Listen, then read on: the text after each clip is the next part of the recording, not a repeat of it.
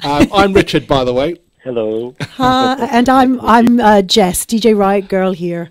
DJ Riot Hi, Girl. Louie. Hello. Okay. Nice to meet you. Nice to meet you too, Louie. So, Lou, I've got to mention one thing first of all. So, when I mentioned to quite a few people, of course, that I'm interviewing Louie Vega for the show, a lot of them have said to me, mate, I really love his song, Mambo No.5. And I'm thinking, what? Mambo No.5? So I want to know, Lou, I want to ask you the question, how many times have you been mixed up with Lou Bega? Oh, my goodness. Ever since they came out. Seriously? Oh, God. I bet. Yeah. Yeah. So just for all our listeners, this is not Louie Vega. Really more people from the mainstream that don't really know, you know what I mean? So that's happened when I'm doing shows once in a while, and it's more of a mainstream place around the world or something. But, after they talked to me, they found out who I am anyway. It's okay. Hey, brilliant. So, look, we want to start with, first of all, getting a little background of yourself. So, if you could give us an idea of what it was like growing up in the Bronx, Brooklyn, as a kid, and the cultural melting pot that influenced your music. Well, I'm from the Bronx. Yes, I was born in the Bronx. Kenny was born in Brooklyn. Yeah. So, I just happened to be lucky enough to be around when it was the birth of hip-hop up in the Bronx with Jazzy J, Africa Bambaataa, Africa Islam, Red Alert. They were throwing parties in the center of the projects, and all the break dancers were there. So, it was pre-hip hop. It was like when there were break beats. They were playing the breaks from jazz records, rock records, funk records. And it was just an incredible time. At the same time, my sisters were disco queens, so they went to, the Loft, the Paradise Garage. Oh, God, that's amazing. All these places. Yeah. So they brought back home that music. So, and my uncle happened to be, he happens to be one of the biggest salsa artists of all time. His name is Hector Lavoe, and he's my mother's younger brother. So we used to go see him as a child perform in Madison Square Garden and all that, and, hear him bring home to my mother new music for her to hear. Because when he first came from Puerto Rico, the first place he went to, he came to New York to make it in the world. He wanted to come to New York because that's where it was at, and he came to stay at my mom's house when I was just a baby. So, I was just in the middle of all this during the 70s, and it was an incredible time. Oh, that's I bet it was because you had, the American black Americans, you had the Jamaicans, you had the Jews were nearby, and I mean, it must have been a massive melting pot, wasn't it? Yeah. And you were Puerto Rican. I am Puerto Rican. My family's from Puerto Rico. I was born in New York, in the Bronx, and so second generation, they came here from Puerto Rico, and they met here in New York, my mom and dad. So when you say second generation, would that be the 60s, 50s? How far back? No, No. My family came in the early 60s. Early 60s, that's right. Yeah, because I don't think it's late 50s. It could be late 50s, early 60s, somewhere on that. Because my family also landed in Brooklyn. That's where a lot of my family actually started out. And then there was but there was a tiny little branch that ended up in Toronto, just across the border, and that's me. But the rest of my family was all in. Yeah, no. Sadly, I wanted to grow up in Brooklyn, where all my cousins were. There you go. Yeah, so that sounds spicy. Because I remember the film. Not She's Gotta Have It. What's the one? The Spike Lee joint, the film where they had a bit of a riot. It was a hot time. Do you remember in the Italian pizzeria? Yeah. What's the film? What was the film? With Danny Aiello and everybody. Yeah. That for me explained a lot about that time. So it must have been massively important to shape the sort of person you are musically, surely. For sure. I mean, my father plays saxophone over 50 years now. But, when I was a child, he was listening to Miles Davis, John Coltrane, Charlie Parker. So there was a lot of jazz music in my house as well as Latin music. Then there was, funk soul. There was, a disco. So all that stuff was running in and out of my house. I mean, I guess I'm a kid listening to that, and it probably sticks with you, I'm sure, over the years. So you were buying vinyl, I take it. Were you buying vinyl back in the day? A lot of. I was buying vinyl in the 70s, yeah. 70s. And do you still have it? I would say like 7, 8 years old, still buying vinyl. Yeah. Have you kept your collection? Have you kept it throughout the decades? Oh man, I don't know. I'm probably a few collections after that, but that was like small, like 45. Absolutely. And then when the 12 inches came out later on, I got the 12 inches. But nice. I remember some of my first few records. It was like Melting Pot by Booker T and the MGs. Yes. And some A Bra by Samande. You know what I mean? Maybe my first disco record, it could have been like Love to Love You Baby or something like that. You know, I love to love you, baby. Yeah, like a 45 of that. I love that. It was like 45. Those were the days. Those were the days. I was a kid, so couldn't afford the big, the album, so I just get the 45s. Yeah, we interviewed Samandi actually a few months. Well, it was probably about a year ago almost. Patrick Patterson, and then we went to hear him play, and I got to meet him. He's a lovely man. They're a great bunch, like yourself. So you probably know. Samandi, they're one of the pioneers for me.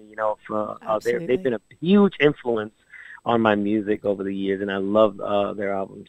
Fantastic. In fact, when we did the interview, I'm sure we actually said that you picked up. I mean, I think have you sampled some of their stuff as well?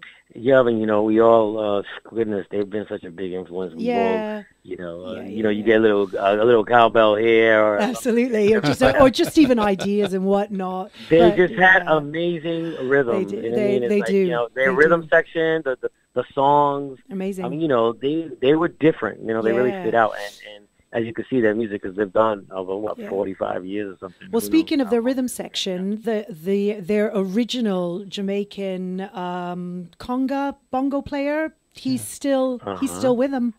He's still with them. Wow. Yeah. It's the original. He's there. Yeah. Amazing. That's it. Yeah. So I really do appreciate the origins of certain musics and so on, and.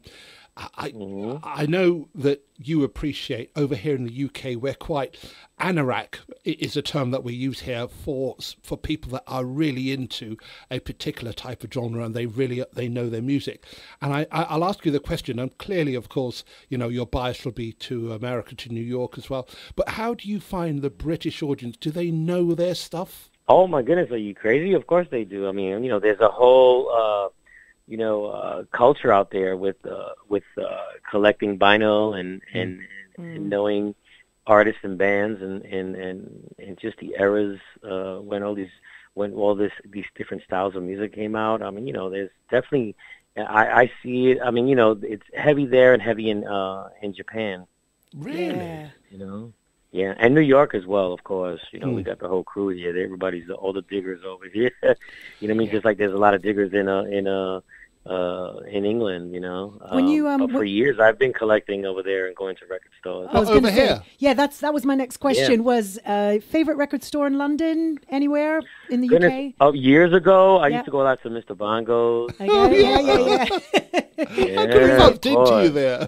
That's brilliant. When you want to get the rare stuff and Latin, Brazilian, jazz, all that, I used to go there. I mean, you went to Honest John's. You went to, there were so many. Yeah. Of course, for dance music and house music, you went to Black Market. You went to Release the Groove. You went to, all those stores back in the days. I mean, now these days you go to Phonica Records, man. Phonica. Yeah. It's funny hearing you say that because all these little joints I used to hang out with and go as well to find my vinyl as well. So it's interesting to hear that I'm talking to Louie Vega, who is there shoulder to shoulder. Richard's the house music man. He adores you. We must have been there, Louie, shoulder to shoulder, nudging each other out. And I was telling Jess some years ago, in the early days when we were collecting vinyl and you were a DJ, you used to go to the record store and you almost had to bribe the guy behind the desk to put something aside for you because if you're a really good DJ, you would know is that you want the first press in and so on, and everyone wanted a very limited amount of press-ins, and you had to almost bribe the guy behind the desk to put something away for you to get it. Are you bribing much these days, I don't Louie? suppose so. Oh goodness, no. We were interviewing another DJ very well, is Joey Negro, and he was saying that it's about having a really good ear because the sort of stuff that you do and the remixes that you're doing of old classics sometimes, it's having that ear that a lot of people just don't have, and you can't teach that. Would you accept that to be the case? Well, it's something that comes deep within. I mean, I think over the years of listening to so much music, I mean, you really get a sense of what feels good, and that's basically it. I mean, it's got to feel good to you. When you go look for stuff that is not the usual, you know what I mean? I mean, you really got to listen. And for me, I listen to things that mostly that I may want to play. You know what I mean? Then I have my, producer side of things that might inspire me. It could be a little one bar, loop or something, anything that can really strike a whole idea. That can happen too. But I love collecting music, and for me, I've learned over the years. I mean, you get that's how you build your chops. I mean, I'm from playing music, and I think basically, the main thing is what feels good. You know what I'm saying, when you're listening to it, feels good to you. It's in that pocket that you're feeling, and it's something that it's gonna make you want to play it. I mean, I think that's what, for me, what drives me. And then of course, you read credits on records, and then you see this musician, and then you see this musician is on that album too. Oh, you got to check that out because he's a musician you're feeling a lot, and you're kind of following him. You're following records that he's on.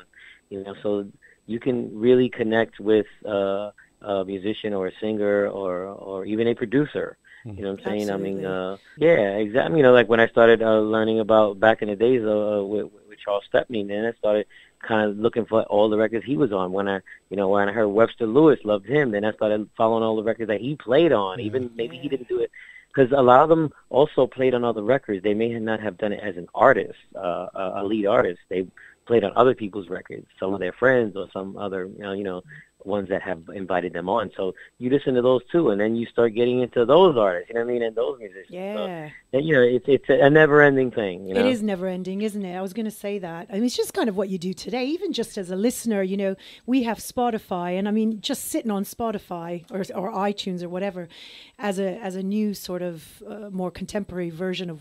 We had nothing back in the day. It was a lot more limited in comparison. But you can just sit there and go on forever, can't you? I mean, one thing leads to another always.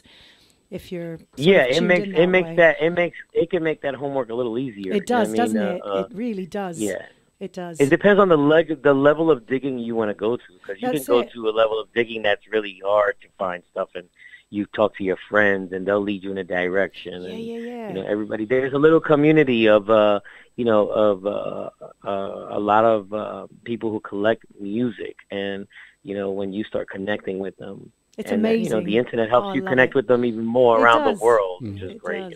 It does indeed. So 30 years later, and you're still fresh, Louie. How do you do it? Man, I think it's just the travels, the everyday experiences. It's really inspiring a lot, and giving me the passion doesn't end. When I think when the passion ends is when I'll stop. But I feel really good. I can't see it ever ending now, for you. Can't see it ever ending. Well, I think the inspiration just keeps growing as you keep traveling and experiencing different cultures and different cities and different styles, different music from different cities and different then you have your record collection, and then you have your DJ nights. For instance, I have a new album coming out in the spring, late spring, that is called Expansions in the NYC, and it's actually inspired by a night that I was doing on Wednesdays this past year, from early February until October. Okay. I did it every Wednesday. I was doing 6-hour sets every Wednesday, and when I was home, and then it grew into this thing, and then I started inviting my musician friends to jam with me and all that, and it just turned into a whole, like a little jam session at 3 a.m. Wow. I would not even announce it.